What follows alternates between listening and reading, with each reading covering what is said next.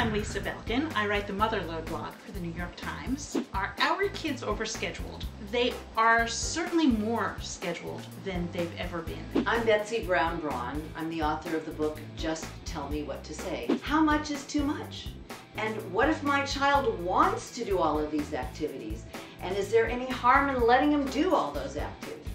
Hi, I'm Eli Davidson, the author of Funky to Fabulous. It's absolutely essential for children to have downtime that's unstructured.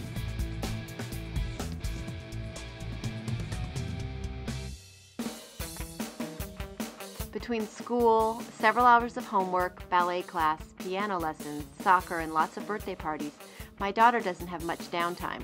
How important is it for kids to have time to do nothing? It's a very good question, and I'm always glad when a parent asks me that because it gives me the chance to talk about all kinds of things. There are so many different opportunities for children, so many different activities for children, certainly things that weren't available when my kids were little or when I was little. And the thing is that we also live in a time when parents seem to be competing for making sure that his or her child has the advantage, is having everything that every other child has. And there's this college thing looming at the end of the road, but even all the way along the road, there's the feeling of, am I doing enough for my child? Am I giving them enough? Are they keeping up with the other kids? Are they developing all of their talents to the best of their abilities? Often, parents schedule a child because of the bragging rights. It's great to go to coffee and say, well, yes, my child is in ballet, Chinese, and algebra, and they're 4 years old. If they're going to ballet on Monday, and Hebrew school on Tuesday, or catechism on Wednesday, and baseball practice on Thursday, and piano lessons on Friday, and then the soccer game on Saturday, and then because they're in club soccer, another game on Sunday.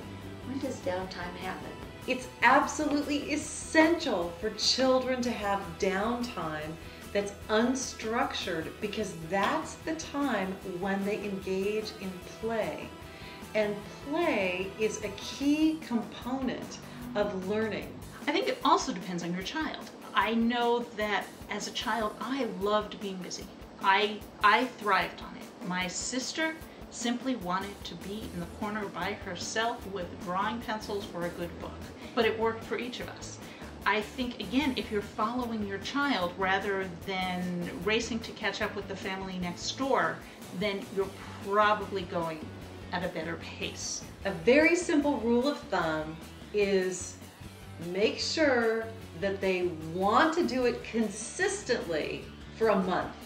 That means get out a calendar and mark off every day that they beg you to do a new activity.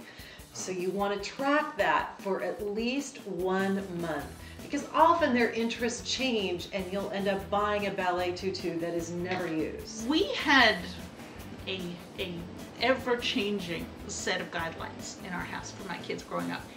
They tried an awful lot of things, and interestingly, neither of them picked a sport that to truly fall in love with that I had given them lessons in. They both, read what you will into it, picked a sport that they came to completely on their own, and maybe there's a lesson in there. I believe that 2 extracurricular activities are plenty. Now I know there are going to be people who don't agree with me, but I think 2 is plenty because that leaves you with 3 days for downtime, for a play date, for building with blocks, for digging for worms, for doing all kinds of things at home. There are kids who, if you don't give them something to do all the time, if they're not going from play date to ballet class to tennis lesson to swimming, will be bored. Being bored sometimes is a good thing. Learning how to entertain yourself is a good thing.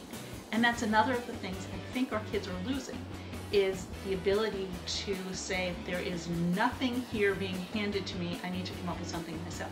You are the expert in observing your child. So really look at what sort of schedule is going to serve them, because children are unique and their schedules should be too. Have a question?